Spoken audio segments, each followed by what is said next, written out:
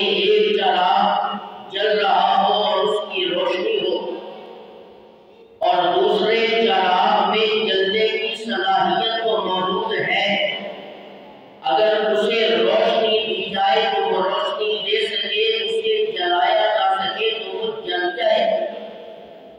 اسی طرح اللہ نے اپنے نبی کے سر پر جب نبوت کا تاج پہنایا تو جناب محمد رسول اللہ صلی اللہ علیہ وسلم نے اپنی نبوت کا یہ سورج اور نبوت کی روشنی کو جب تک آپ کائنات میں رہے روشنی کو پھیلاتے رہے، یہ نور پھیلتا چلا گیا۔ اس کائنات میں محمد رسول اللہ کے غلام پیدا ہوتے چلے گئے، اس روئے زمین میں آقا نامدار کے عاشق پیدا ہوتے چلے گئے۔ جب آقا اس کائنات کو چھوڑ کر چلے گئے، اس دارِ فانی سے چلے گئے، اس کے بعد خلافت کا تاج اللہ نے صدیق اکبر کے سر پر رکھا۔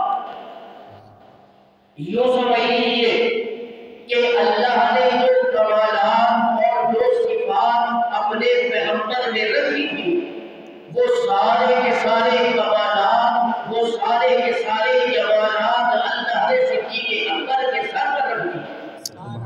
اب آقا کے بعد جناب صدیق اکبر خلیفہ اول جب بنے تو جس طرح میرے نبی نے اپنی نبوت والی روشنی کو پوری دنیا میں عام کیا، تو اس کے بعد جناب صدیق اکبر نے بھی اپنی صداقت کے تاج کو پوری دنیا میں پھیلا۔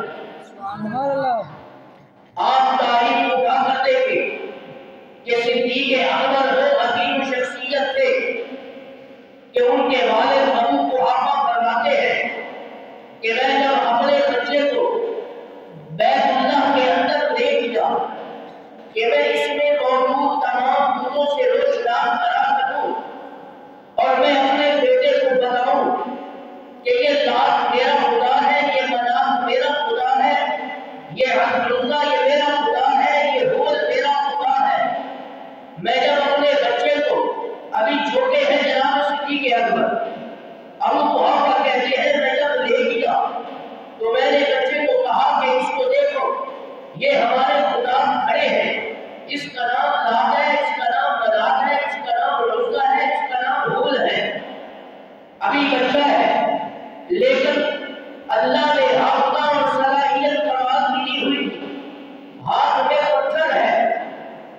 ابو قحافہ کہتے ہیں کہ بیٹے یہ پتھر تم اس کو پھینک دو، کہیں تمہارے سے کوئی ایسی غلطی نہ ہو جائے کہ جس سے میرے محبوب کا خاتمہ ہو جائے۔ بچے نے وہ پتھر پھینکا نہیں ہے، اپنے ہاتھ میں لیا۔ باپ نے دوسری مرتبہ کہا کہ بیٹا اس پتھر کو پھینک دو، کہیں ہمارے خداؤں کا سنگیا راستہ ہو جائے۔ حضرت ابوبکر صدیق رضی اللہ تعالیٰ عنہ اس پتھر کو جب اپنی جیب میں ڈالنے لگے، پتھر بڑا تھا، جیب چھوٹی تھی۔ پھر تیسری مرتبہ ابو قحافہ نے کہا کہ ابوبکر صدیق اے میرے بیٹے، اے میرے بچے، تو اس پتھر کو پھینک دے۔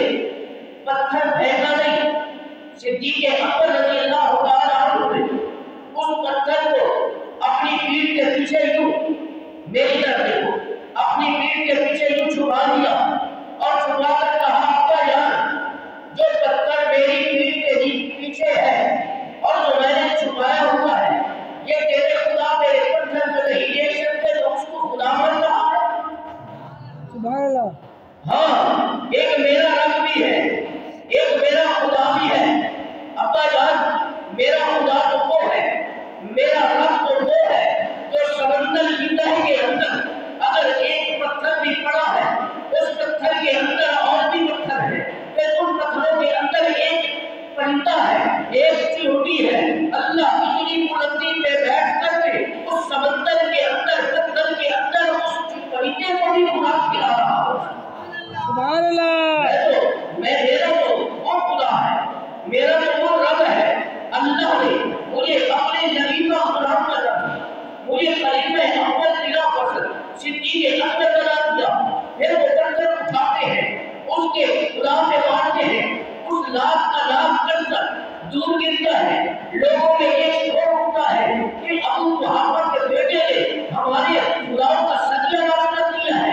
ابو بکر نے کہا تمہارے خدا کو کسی طرح برباد ہوتے رہے گے۔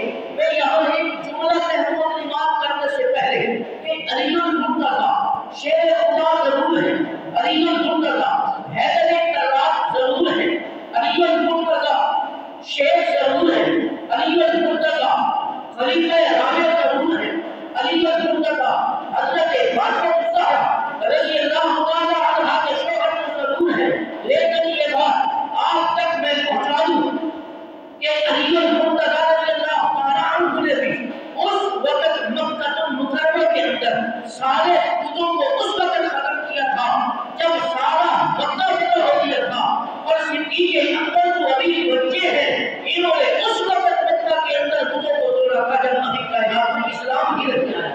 سبحان اللہ! کیا بہادری ہے، کیا صدیق کی عظمت ہے، کیا صدیق کی شرافت ہے، کیا صدیق کو اللہ نے مرتبہ اور بلند مقام دیا ہے۔ وہ صدیق اکبر رضی اللہ تعالی عنہ فرمایا کہ مجھے 3 چیزیں پسند ہیں۔ کتنی چیزیں؟ سارے بولو۔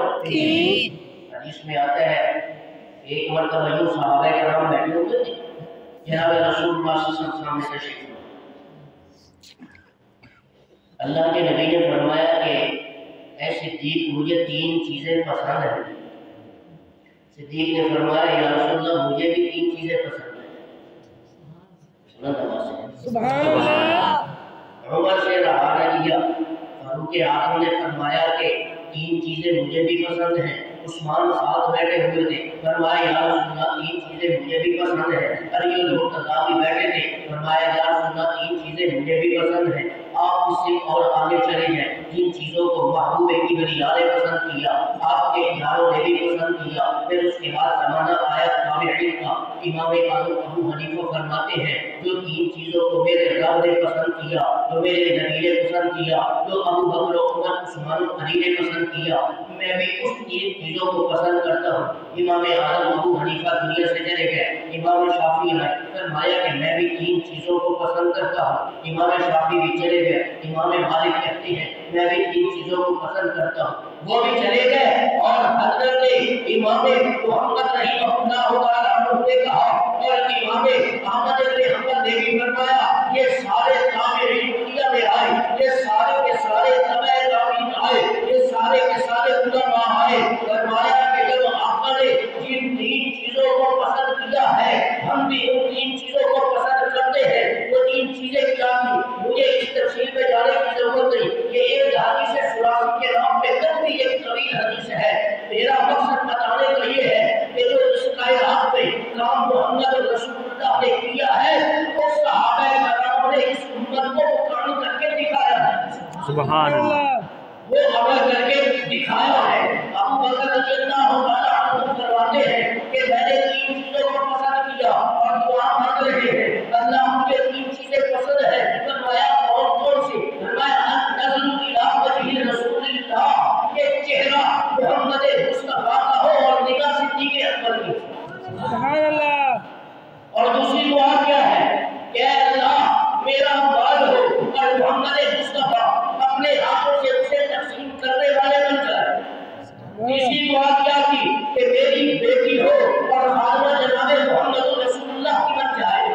اللہ نے یہ 3 دعائیں جناب صدیق اکبر کی، ان دعاؤں کو اس دنیا میں قبول کیا۔ پہلی دعا کیا ہے کہ انظر الی وجہ رسول اللہ، کہ میری نگاہ ہو چہرہ محمد مصطفیٰ کا ہو۔ پھر قرآن کہتا ہے ثانیہ اثنین اذ ھما فی الغار، قرآن کہیں جگہ کہتا ہے لا تحزن ان اللہ معنا، یہ بارے سور میں جہاں نبی ہے وہاں صدیق بھی موجود ہے۔ سبحان اللہ! اور تیسرا کوئی نہیں ہے۔ اب اللہ نے فرمایا صدیق تو تم نے مدینہ میں یہ دعا کی تھی نا کہ میری آنکھیں ہو محمد مصطفیٰ کا چہرہ ہو، یہاں تیسرا کوئی نہیں۔ صدیق اس حال میں تمہیں 3 دن گزارنے ہیں، فقط 3 دن محمد مصطفیٰ کا چہرہ پورا لیتے ہیں اور کسی کو یہ مقام نہیں۔ یہ دعا قبول ہوئی، یہ دعا کہ مال صدیق اکبر کا ہو اور تقسیم کرنے والے کون ہو؟ محمد مصطفیٰ ہو۔ اللہ نے یہ دعا بھی قبول کرتے دکھائی۔ آقا رام کا صحابہ کرام کے سامنے بیٹھے ہیں، فرمایا کہ مجھے مال چاہیے، غزوہ تبوک کا موقع ہے، عمر بھی کھڑے ہوئے، عثمان بھی کھڑے ہوئے، علی اور مصطفیٰ بھی کھڑے ہوئے، ابو بکر بھی کھڑے ہوئے، سارے مال لے کر آ رہے ہیں، کچھ تھوڑا سا لے کر آئے، کچھ اس سے زیادہ لے کر آ رہے ہیں، عمر زیادہ مال لے کر آئے، عثمان اس سے بھی تھوڑا سا لے کر آ رہے ہیں، اور جب ابو بکر کی باری آئی ہے سارا کا سارا مال اٹھا کر محمد کے قدموں میں نشانت کر رہے ہیں۔ سبحان اللہ۔ آگے فرما رہے ہیں کہ ابو بکر کیا تم نے گھر میں کچھ چھوڑا بھی ہے؟ فرمایا جی ہاں چھوڑ کے آئے۔ فرمایا کیا چیز چھوڑ کے آئے؟ فرمایا یا اللہ کی محبت چھوڑ کے آیا ہوں اپنے گھر میں، یا محمد رسول اللہ کی محبت چھوڑ کے آیا۔ سبحان اللہ۔ یہ مال، یہ دولت، یہ سب کچھ آقا کے قدموں میں نشاور کر کے وہ ہم بیٹھے نہیں ہیں، بھاگے ہوئے جا رہے ہیں۔ جلال الدین سیوطی رحمۃ اللہ علیہ فرماتے ہیں کہ ابو بکر اپنے گھر کی ساری دیواروں کو یوں ہاتھ لگا کر دیکھ رہے، قبروں کی دیواروں کو یوں ہاتھ لگا رہے، اور کہنے والے نے کہا صدیق کیا کر رہے ہو؟ فرمایا میں ان دیواروں کے اندر موجود سوراخوں کو دیکھ رہا ہوں کہ ان قبروں کے دیواروں میں بھی، ان 4 دیواروں کے اندر اگر مجھے سوئی بھی مل جائے وہ بھی میں اٹھا کر محمد کے قدموں میں نشان کروں۔ سارا مال برباد کر دیا، ساری دولت محمد کے قدموں میں نشان کر کے لباس بھی قیمتی اتار دیا، وہ بھی محمد کے قدموں میں نشان، تاج اور گوریے کا پھٹا پرانا لباس پہن کر جب آقا کی مجلس میں یوں میرے نبی کے سامنے آ کر بیٹھے، جبرائیل امین نازل ہو رہے ہیں اور فرمایا آقا آپ کو مبارک ہو۔ سبحان اللہ۔ سب کہتے ہیں سبحان اللہ۔ آپ کیا کہا؟ آپ مبارک ہو۔ آپ کو مبارک۔ فرمایا کس چیز کی؟ فرمایا آپ کے اس یاد میں سارا مال آپ کے حکم پر قربان کر دیا، اور یہ سب کچھ لٹا کر پھٹے پرانے کپڑے پہن کر آپ کے سامنے جو آ کر بیٹھے ہیں، یہ منظر دیکھ کر پیچھے نہ ہٹنا، جو لباس ان کے جسم پر آج پہنا ہوا ہے، اللہ کو عرش پہ ان کا یہ لباس اتنا پسند آیا ہے کہ اللہ نے عرش کے 70,000 فرشتوں کے جسم پر بھی وہی لباس پہنا دیا ہے، اور کہا کہ اے فرشتوں جب تک یہ لباس صدیق اکبر کے جسم پر رہے گا وہی لباس سارے فرشتوں کے جسم پر رہے گا۔ سبحان اللہ۔ کیا اعزاز ہے صدیق اکبر! ساری زندگی ہماری طرح کو کلمہ پڑھ کے نمازیں چھوڑتے رہے، وفات کی ہے، نبی کے ساتھ عشق کر کے دکھایا ہے، نبی کے ساتھ محبت کر کے دکھائی ہے، نبی کے ساتھ اپنی جان کو قربان کر کے دکھایا ہے، اور کسی دعا کہ بیٹی محمد رسول اللہ کی ہو اور فاطمہ محمد مصطفیٰ کی، صدیق اکبر کی بیٹی ہو اور فاطمہ کس کی ہو؟ بولو محمد مصطفیٰ کی ہو۔ اللہ نے پھر صدیق اکبر کی بیٹی کے ساتھ نکاح بھی ایسا کیا ہے کہ ابھی نکاح ہی نہیں ہوا، اور فرشتے کے ذریعے اللہ نے اپنے حبیب کو، اپنے پیغمبر کو حضرت عائشہ کی تصویر بھی دکھا دی۔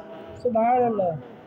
ساری کی ساری ازواج مطہرات کا نکاح عرب کی اس زمین پر ہوا، ساری کے ساری ازواج مطہرات کا نکاح عرب کی دھرتی پر ہوا، ان ساری ازواج میں سے فقط حضرت عائشہ صدیقہ رضی اللہ تعالی عنہا وہ عظیم عورت ہے کہ جن کا نبی کے ساتھ نکاح عرش کریم میں ہو رہا ہے۔ سبحان اللہ۔ یہ اعزاز بھی اگر ساری ازواج مطہرات پہ اگر کسی بیوی کو ملا ہے تو حضرت عائشہ صدیقہ کو ملا ہے، اور کسی کو نہیں ملا۔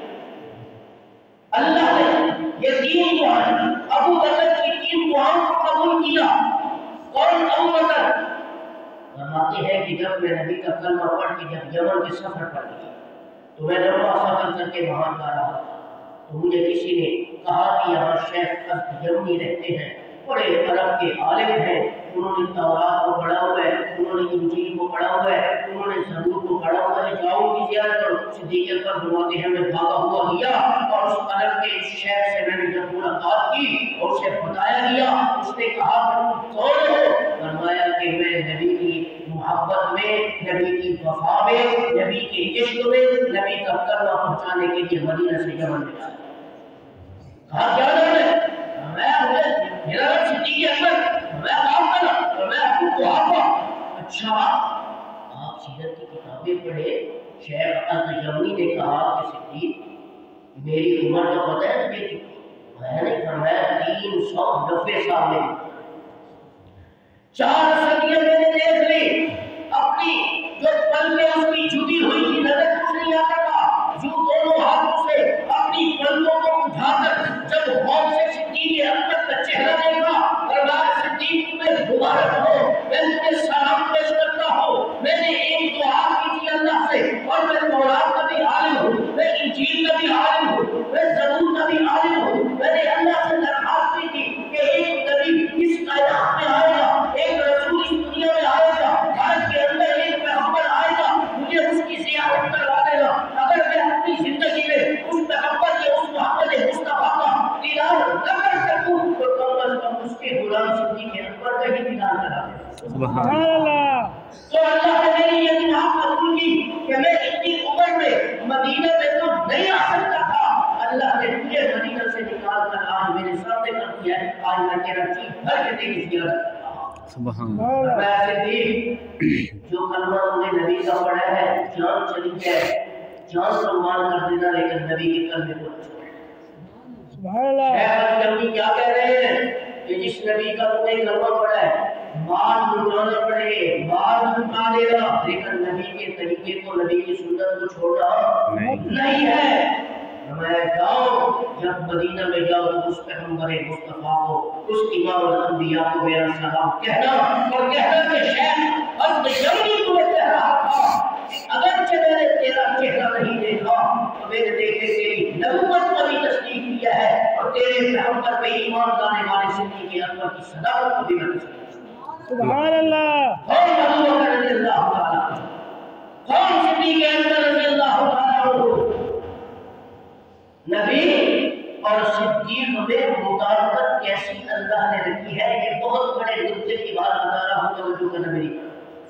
نبی اور صدیق میں مطابقت اللہ نے کیا رکھی ہے کہ ایک اللہ کا غلام ہے، ایک اللہ کا حبیب ہے، ایک اللہ کا خلیل ہے اور ایک محمد مصطفیٰ کا خلیل ہے۔ سبحان اللہ۔ خلیل اسے کہتے ہیں دوست کو، رفیق کا ایک معنی تو ساتھی بھی ہوتا ہے، دوست بھی ہوتا ہے، صدیق کا معنی ایک سچا بھی ہوتا ہے، صدیق کا معنی بھی دوست ہوتا ہے۔